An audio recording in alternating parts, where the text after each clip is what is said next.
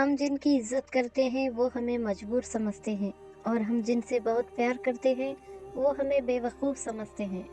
زندگی میں اپنا پن تو ہر کوئی دکھاتا ہے، مگر اپنا ہے کون یہ وقت بتاتا ہے۔ جب یقین کی ڈور اللہ پر چھوڑ دی جاتی ہے تو پھر اللہ اپنے بندے کو رسوا نہیں کرتا۔ انسان کردار کے لحاظ سے جتنا بھی مخلص اور نیک نیت کیوں نہ ہو، سامنے والا اس کو ہمیشہ اپنی سمجھ کے ترازو میں تولتا ہے۔ کسی کی زندگی برباد کر کے معافی تو مانگ سکتے ہو، مگر برباد کی ہو زندگی کو دوبارہ سنوار نہیں سکتے۔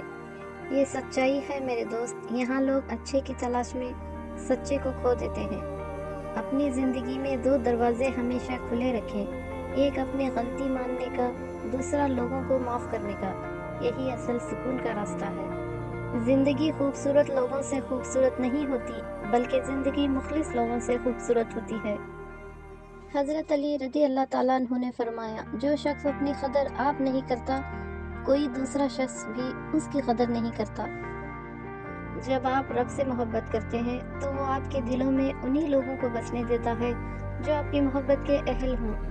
اگر انسان کو یہ بات سمجھ آ جائے کہ زندگی سفر ہے، منزل نہیں، تو اس کی زندگی کی ساری الجھنیں ختم ہو جائیں گی، اور تقدیر اللہ کے ایک اشارے پر بدل جایا کرتی ہے۔ تم یقین تو رکھو وہ بہتر لے کر بہترین دے گا۔ غلطی اسی سے ہوتی ہے جو محنت کرتا ہے۔ نکموں کی زندگی تو دوسروں کی غلطیاں نکالنے میں گزر جاتی ہے۔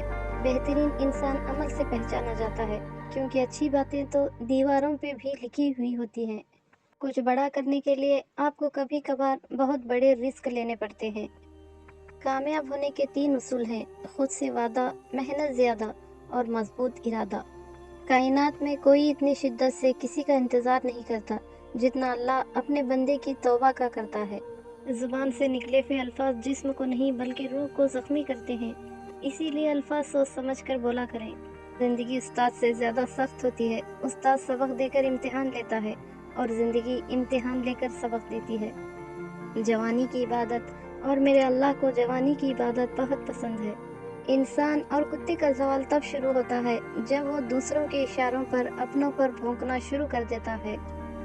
اصل کردار کی پہچان تب ہوتی ہے جب رشتے ٹوٹنے کے بعد بھی زبان خاموش رہے۔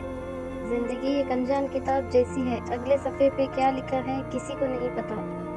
حضرت علی رضی اللہ تعالیٰ عنہ نے فرمایا، انسان واحد ایسی مخلوق ہے جس کا زہر الفاظ میں ہوتا ہے۔ جو وقت ملے اسے خوشی سے جی لیا کرو، کیونکہ لوٹ کر صرف یادیں آتی ہیں، وقت نہیں۔ موتی کیچڑ میں گر کر بھی قیمتی رہتا ہے، اور دھول آسمان پر چڑھ کے بھی بے قیمتی رہتی ہے۔ نہ سوچو گے اتنی ہی اذیت ہوگی۔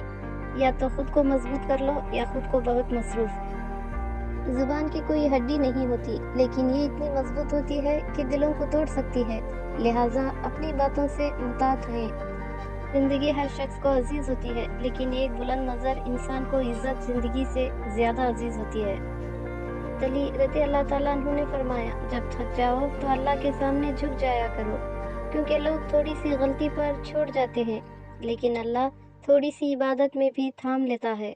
ہمیشہ میٹھے الفاظ بولو، تاکہ کبھی الفاظ واپس لینے پڑ جائیں تو کڑوے نہ لگیں۔